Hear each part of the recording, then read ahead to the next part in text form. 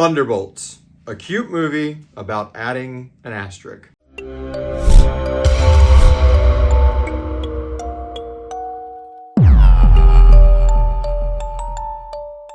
So you see I don't have my background again, so you might be thinking, man, he didn't like this movie either. No, I'm just transitioning probably out of this recording space into another one pretty soon. Thunderbolts is a Marvel movie. And I'm not the biggest fan of Marvel movies. I'm not a massive hater on them. Because I've said before in a lot of my movie reviews on this channel, I do enjoy a good popcorn movie. But this one was decent. I actually really enjoyed this for more than just the whole popcorn element. And to be fair, there's not a whole lot of like sky beams and giant explosions. I mean, there are explosions and chases and action and fight scenes, but I don't feel like the story is constantly requiring those to link up. So this is going to be a spoiler-free review. I don't know if I'm going to do a spoiler review on this movie. I know a lot of channels do that, and if maybe I felt deeper about this movie, I would, but I don't. I think here, if you followed my reviews, you're wondering if you should go see this or not. Yeah, I think you should go see this movie. It's a pretty good time. It's not going to knock your socks off. It's not going to bore you to tears. There's some very, very emotional moments in this. Florence Pugh and David Harbour have an amazing chemistry when it comes to a father-daughter relationship, and I really, really enjoyed that.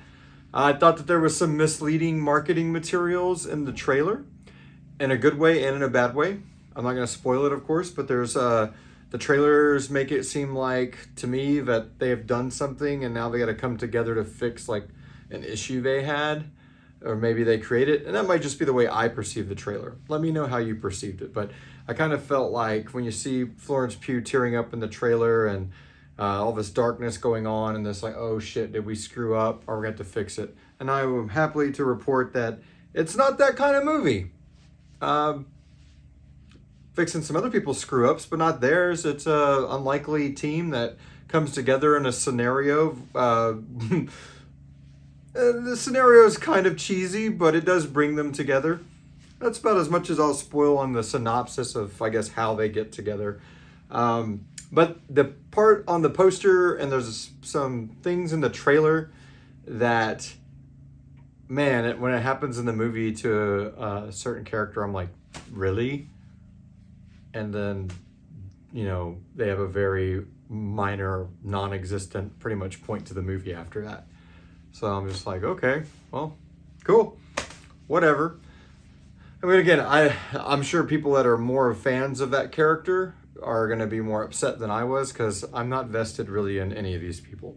I haven't really been vested in any of the Marvel things ever. Like, I enjoyed the whole build up to Endgame. I am kind of a little bit on the train that they should have ended it with an Endgame and maybe had like the Spider-Man movie after that be like the fucking epilogue of like what it's going on in this world afterwards, because that was a pretty decent movie, and then kind of just let it go. But this is a money-making franchise, and that's me speaking as a, you know, almost 40-year-old person. What this means to a kid that was like 5, 6, all the way up to, you know, fucking 17 or 18 years old now, or whatever, 20 years old now. This is, you know, what Star Wars is to me. I'm sure a lot of this is to them. And they want to, and the fact that you can loosely bring 20 to almost 30 movies plus all these streaming shows together and still try to tell a story. I'm not going to say a cohesive one, but still try to tell a story. That's pretty cool. Yeah, so yeah, I would say Thunderbolts. Let's see. Nah, we'll just let it be. No, B minus. We'll do a B minus.